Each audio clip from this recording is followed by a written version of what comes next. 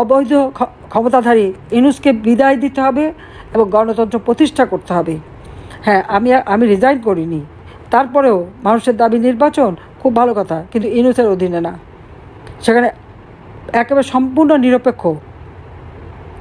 নিরপেক্ষ একজন caretaker government প্রতিষ্ঠা করে তার অধীনে জনগণের ভোটের নিশ্চয়তা থাকবে, সেই রকম নির্বাচন করতে হবে, যে নির্বাচনে প্রত্যেকটা দল অংশগ্রহণ করতে পারবে এবং জনগণ ভোট দিতে পারবে। আজকে আওয়ামী লীগের নিষিদ্ধ করেছে কার্যক্রম, আওয়ামী লীগের নিবন্ধন বাতিল করেছে নির্বাচন কমিশন। কিসের জন্য, কেন? আমি তো নির্বাচিত সরকার প্রধান, আর ইউনূস তো দখলকারী, জঙ্গি, অবৈধভাবে ক্ষমতা দখলকারী। আজকে অবৈধ ক্ষমতা দখলকারী নির্বাচিত সরকার প্রধান যে দলের এবং সেই দলকে নিষিদ্ধ করে, এটা কোন ধরনের হয়? মানে মনে হচ্ছে যে পুলিশ চোরকে ধাওয়ায় না, চোর পুলিশকে ধাওয়ায়, এইরকম একটা অবস্থা বাংলাদেশে এখন সৃষ্টি করেছে। কাজে এই অবস্থার অবসান ঘটিয়ে মানুষের গণতান্ত্রিক অধিকার নিশ্চিত করতে হবে, যেটা জাতির পিতা বঙ্গবন্ধু যে সারা জীবন এই মানুষের অধিকার প্রতিষ্ঠার জন্য, গণতান্ত্রিক অধিকার প্রতিষ্ঠার জন্য সংগ্রাম করেছেন।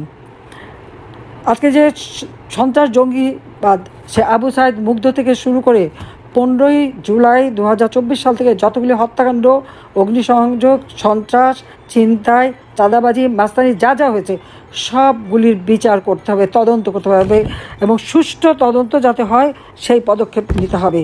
এই জঙ্গিদের দ্বারা এই তদন্ত হয় নাই, কারণ আমি এই মুগ্ধ আবু সাইদ এরা যখন নিহত হলো সাথে সাথে আমি জুডিশিয়াল এনকোয়ারি কমিটি করে দিয়েছিলাম। ইউনূস কিন্তু সেই কমিটি কাজ করতে দেয়নি, উল্টো আমাদের বিরুদ্ধে মামলা দিয়েছে। খুন করেছে তারা, মামলা দিয়েছে, নইলে 7.62 সেই বুলেট কোত্থেকে আসলো সেটা প্রশ্ন। কাজে আমরা এটাই চাই যে এই প্রতিনিয়ত যে একের পর এক ভায়োলেন্স হচ্ছে, একের পর এক জঙ্গি তৎপরতা, সেটা বন্ধ করতে হবে এবং এটার জন্য সম্পূর্ণ শক্তিশালী সরকার দরকার। এই ধরনের দুর্বল সরকার দিয়ে কখনো হয় না। আজকে মাইনরিটি যারা সংখ্যালঘু সম্প্রদায়, তাদের উপরে আক্রমণ, সাংবাদিক থেকে শুরু সবার উপরে আক্রমণ, সমস্ত কিছু তদন্ত করে এর বিচার করতে হবে, এই বন্ধ করতে হবে। এবং আজকে যে আইনের শাসন বলে তো কিছু নেই, কাজে খুব দ্রুত আইনের শাসন স্থাপন করতে হবে। জাতিসংঘ একটা প্রতিবেদন দিয়েছে, সেটা তো সম্পূর্ণ মনে হচ্ছে যে ইউনূসের অফিস থেকে যা করে দেওয়া সেই রকম, সঠিক তদন্ত হয়নি। আবার এর উপর ভিত্তি করে ইউনূস সেন্টার থেকে নানাভাবে অপপ্রচার চালানো হচ্ছে, এগুলি সব বন্ধ করতে হবে। কাজে এই লোকটা ক্ষমতায় থাকলে বাংলাদেশে কখনো কল্যাণ আসবে না। আজকে কেন জাতির পিতার নাম ইতিহাস থেকে মুছে ফেলবে? কী অধিকার আছে তাদের, যিনি আজকে দেশটা স্বাধীন করে দিয়ে গেলেন? আরে স্বাধীন করেছিল বলেই তো ওই মেজর পর্যন্ত সেনাবাহিনীর লোকরা উঠতে পারতো, একজন মোটে কর্নেল পর্যন্ত গিয়েছিল, 6 দফা দেওয়ার পর 2% মতো প্রমোশন পেত। আজকে জাতির পিতা স্বাধীনতা দিয়েছে বলেই তো মেজর, জেনারেল, লেফটেন্যান্ট জেনারেল হতে পারতেছে সবাই। উপসচিব থেকে উপরে উঠতে পারতো না, খুব বেশি হলে জয়েন্ট সেক্রেটারি রিটায়ার করতে হতো। আজকে সচিব, সিনিয়র সচিব হতে পারে, প্রিন্সিপাল সেক্রেটারি বা ক্যাবিনেট সেক্রেটারি হতে পারে বাঙালি। কোথা থেকে আসে? বঙ্গবন্ধু দেশ স্বাধীন করেছিলেন বলেই তো হতে পেরেছে, নড়িত হতে পারতো না। আজকে ছেলেমেয়েরা লেখাপড়ার সুযোগ পায়, সেই সুযোগটা কার করে দেওয়া? সেটাও তো ওই জাতির পিতার করে দেওয়া। আজকে তার নাম মুছে ফেলা, সেই নাম নেওয়া যাবে না, আওয়ামী লীগের নাম নেওয়া যাবে না, তাহলে কার নাম নেবে? ওই পেয়ারে পাকিস্তান করবে, ওদের বুটের লাথি খেতে ওদের পছন্দ হয়। আজকে জাতির পিতার যে অবমাননা এবং যেভাবে তারা আওয়ামী লীগের নেতাকর্মী হত্যা এবং মুক্তিযোদ্ধাদের অপমান করেছে, এটা ভুলে গেলে চলবে না। এর প্রত্যেকটা বিচার করতে হবে, ইনশাল্লাহ সেই বিচার আমরা করব। আজকে জাতির পিতা আমাদের মাঝে নেই, আর আমি তো সব হারিয়েছি, আমার তো হারাবার কিছু নেই। মিথ্যা মামলা দিয়েছে আমার বিরুদ্ধে, রেহানার বিরুদ্ধে, আমাদের 5টা ছেলে মেয়ের বিরুদ্ধে। তারা কী করেছে? আমি এত বছর ক্ষমতায়, তারা কোনোদিন গেছে কোনো ব্যবসা বাণিজ্য নিতে? কোনোদিন গেছেই মানে ক্ষমতার ভাগ নিতে বা ভোগ করতে? তা তো করিনি, আমরা তো কিছু করিনি। একবার ওয়ার্ল্ড ব্যাংক আমাদের দুর্নীতি তদন্ত করলো, দেখলো কিছুই পাইনি। এখন আবার ইউনূস যে দুর্নীতির বরপুত্র, যার বিরুদ্ধে 5টা মামলা ছিল দুর্নীতি দমন কমিশনে, যার 38টা কোম্পানি করেছে, সেই কোম্পানির ট্যাক্স ফাঁকি দেওয়ার মামলা, যার বিরুদ্ধে, যার নিজের 666 কোটি টাকা আত্মসাৎ করেছিল, ট্যাক্স ফাঁকি দিয়েছিল, সেই মামলার রায় হবার কথা ছিল 6 আগস্ট। 5ই আগস্টে এমন ঘটনা ঘটানোর জন্য না দিতে হয়। যে লেবারদের অর্থ আত্মসাৎ করে লেবার কোর্টে সাজাপ্রাপ্ত আসামি, সে করে আমাদের বিচার। কোথায় যাব? আজকে এর হাত থেকে দেশকে রক্ষা করতেই হবে। আজকে জাতিপিতা আমাদের মাঝে নেই, কিন্তু তার আদর্শ আছে, আর সেই আদর্শ বুকে ধারণ করে স্বাধীনতার সপক্ষের প্রগতিশীল এবং অসাম্প্রদায়িক চেতনায় বিশ্বাসী সকল জনগোষ্ঠীকে ঐক্যবদ্ধ হয়ে এই দুঃশাসনের হাত থেকে, জঙ্গি ইউনূসের হাত থেকে দেশকে রক্ষা করার জন্য ঐক্যবদ্ধ হয়ে যার যা কিছু আছে তাই নিয়ে নামতে হবে। 5ই আগস্ট যখন আমি ছেড়ে আসি, তারপর থেকে বাংলাদেশের কী অবস্থা চলছে। কোনো মানুষের কোনো অধিকার নাই, মানুষের জীবনের কোনো নিরাপত্তা নাই। প্রতিনিয়ত নারী শিশু ধর্ষিত হচ্ছে, নির্বিচারে মানুষকে হত্যা করছে, যে কোনো সময় যে কোনো বাড়িতে ঢুকে মানুষকে মারতে পারে, তার কোনো জবাবদিহি নাই, ন্যায় বিচার নাই। সেই প্রধান বিচারপতি থেকে শুরু করে শিক্ষক, বিশ্ববিদ্যালয়, কলেজ, স্কুলের শিক্ষক, প্রিন্সিপাল, ডাক্তার, আইনজীবী, পেশাজীবী সকলের উপরেই হামলা, সকলের উপরে হামলা হচ্ছে। মানুষের জীবনের কোনো নিরাপত্তা নাই, কিচ্ছু নাই।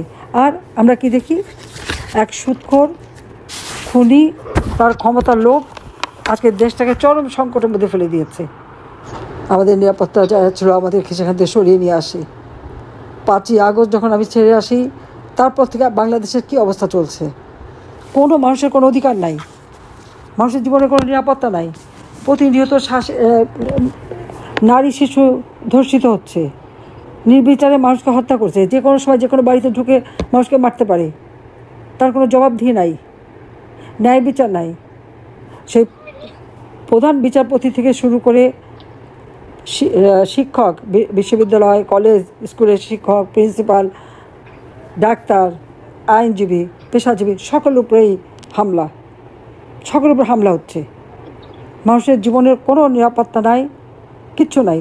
আর আমরা কি দেখি, এক সুদখোর খুনি, তার ক্ষমতার লোভ আজকে দেশটাকে চরম সংকটের মধ্যে ফেলে দিয়েছে, সমস্ত দেশকে লণ্ডভণ্ড করে দিয়েছে।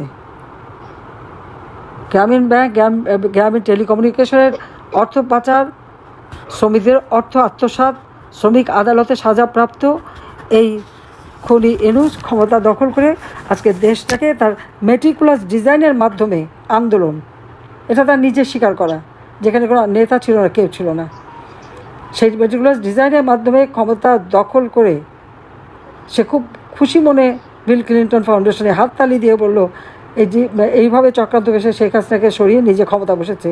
ক্ষমতা অবৈধভাবে বসেছে, অসাংবিধানিকভাবে বসেছে, ক্ষমতা জঙ্গিবাদ দিয়ে দখল করেছে।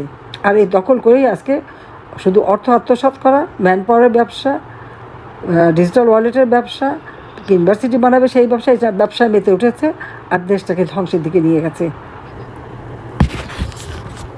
জ্বালাতে জ্বালাতে বঙ্গবন্ধু স্মৃতি জাদুঘর, সেই নির্যাতিতা নারীদের, যেখানে জাতিপিতা বলেছিলেন বাবা আমি, বড় বাবার নাম শেখ মুজিবুর রহমান।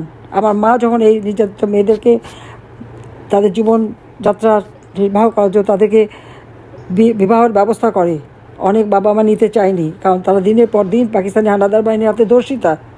আল বদর, রাজাকার, আল শামস বাহিনী বানিয়ে এই যুদ্ধাপরাধীরা তাদেরকে তুলে দিয়েছিল পাকিস্তানি ক্যাম্পে।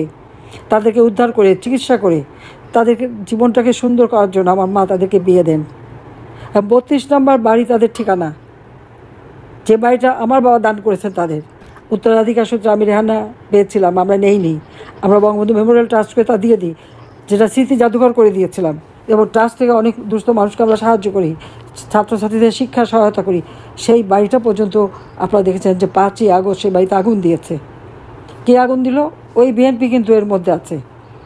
আর বিএনপি আর ওই যে যারা আন্দোলনকারী সমন্বয়করা, ছাত্ররা মিলে আগুন দিয়ে সেটা জ্বালিয়েছে। 5ই ফেব্রুয়ারি বুলডোজার দিয়ে সেই বাড়ি ভাঙলো এবং সেখানে একটা ইসলামিক পতাকাও উড়িয়ে দিল। এরা কারা?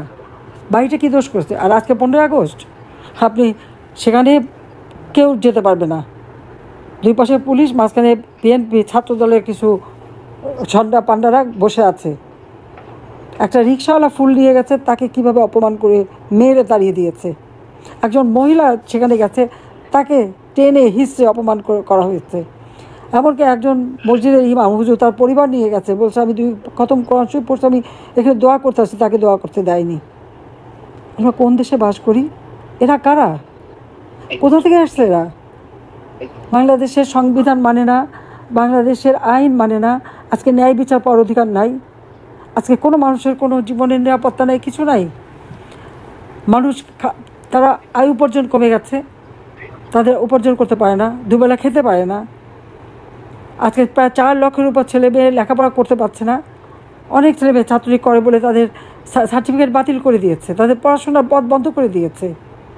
ওই আমি যখন ক্ষমতায় ছিলাম সব দলের ছেলেমেয়েরাই তো সমানভাবে পড়াশোনা করতে পেরেছে, আমরা তো কখন তা বাধা দেইনি। 2001 সালে বিএনপি ক্ষমতা সে যে অত্যাচার আমাদের নেতাকর্মীর উপর করেছিল, হাজার হাজার নেতাকর্মীকে হত্যা করেছিল, আমরা তো প্রতিশোধ নিতে যাইনি। হ্যাঁ, বিচার চলছে, জঙ্গিবাদ সন্ত্রাস দমন করেছিলাম, মানুষের জীবনের শান্তি নিরাপত্তা এনেছিলাম, অর্থনৈতিক উন্নতি করেছিলাম, মাথাপিছু আয় বেড়েছিল,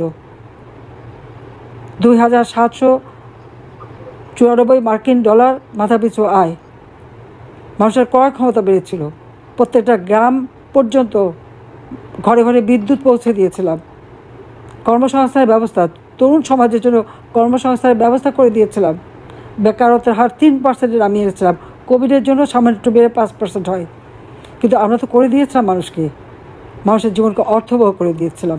আজকে সব ধ্বংস, সব ধ্বংস। এই ধ্বংসের হাত থেকে দেশকে বাঁচাতে হবে, তাই সকলকে আজকে ঐক্যবদ্ধ হওয়ার জন্য আমি আহ্বান জানাচ্ছি এবং সকলকে সোচ্চার হতে হবে, এক হয়ে কাজ করতে হবে। বাংলাদেশে গণতন্ত্র আবার প্রতিষ্ঠা করতে হবে। এই অগণতান্ত্রিক, অনির্বাচিত, অসাংবিধানিক, জঙ্গি শাসক থাকলে বাংলাদেশের কখনো উন্নতি হবে না। তাই আজকে গণতন্ত্র প্রতিষ্ঠা করে এই অসাংবিধানিক আওয়ামী লীগের পক্ষ থেকে আমরা 21 দফা দাবি দিয়েছি। এই দাবি বাস্তবায়নের জন্য সবাই ঐক্যবদ্ধ হয়ে কাজ করবেন, সেই আহ্বান জানাই। আবারও জাতির পিতার প্রতি শ্রদ্ধা জানাই। বাবা, আমার ভাই বোন হারিয়ে আমরা দুইটা বোন আছি, আমরা সবসময় জনগণের সেবা করে যাচ্ছি, নিজের জীবনে তো কিছু চাইনি, দিনরাত অক্লান্ত পরিশ্রম করে বাংলাদেশকে উন্নয়নশীল দেশের মর্যাদায় উন্নীত করেছি, আজকে সব ধ্বংস করে দিয়েছে। সেখানে আমার কষ্ট যে আজকে সাধারণ মানুষ হাহাকার করে, তাদের কষ্ট দেখলে আমার কষ্ট হয়। তবে এটাই বললাম যে আপনারা প্রতিজ্ঞা নিন, বাংলাদেশকে আবার গণতন্ত্র ফিরিয়ে এনে বাংলাদেশকে আবার উন্নয়নের ধারা অব্যাহত রেখে জাতির পিতার স্বপ্নের বাংলাদেশ আমরা গড়ে তুলব, যেখানে মানুষের জীবনে শান্তি থাকবে, নিরাপত্তা থাকবে, মানুষ আইনের শাসন পাবে, বিচার পাবে, মানুষের মানবাধিকার সুরক্ষিত হবে। ইউনূসের অধীনে সেটা জঙ্গি দেশের মুক্তি দিয়েছে, আওয়ামী লীগের নেতাকর্মীকে জেলখানায় চরমভাবে নির্যাতন চালাচ্ছে, কারাগারে একবার মুমূর্ষ যখন হয়ে যায় এমন নির্যাতন করে যে তারা যখন মৃত্যুমুখে পড়তে হয় তখন বের করে, তার আগে না। ইতিমধ্যে প্রায় 30 জন মারা গেছে, আরও কয়েকজনের অবস্থা খুবই খারাপ, সময় মতো ডাক্তার দেখায় না, ডাক্তার দেখাতে দেয় না, চিকিৎসা করতে দেয় না, এইরকম অবস্থা। আমাদের ইঞ্জিনিয়ার মোশাররফ হোসেন, তাকে বোধহয় মেরেই ফেলেছে, এরকমই একটা শোনা যাচ্ছে। শাহজাহান খান, দীপুমণি থেকে শুরু করে আমাদের বহু নেতাকর্মী একেবারে অসুস্থ অবস্থায় পড়া, তাদের চিকিৎসাটাও করতে দিচ্ছে না। এই অবস্থার পরিবর্তন অবশ্যই ঘটাতে হবে এবং আওয়ামী লীগ অবশ্যই দেশের মানুষের শান্তি নিরাপত্তা নিশ্চিত করবে, এটা আমাদের প্রতিজ্ঞা জনগণের কাছে। কিন্তু ইউনূসকে ক্ষমতা থেকে হটানোর জন্য দেশবাসীকে আজকে ঐক্যবদ্ধ হয়ে মাঠে নামতে হবে। সবাইকে ধন্যবাদ। জয় বাংলা, জয় বঙ্গবন্ধু, বাংলাদেশ চিরজীবন হোক।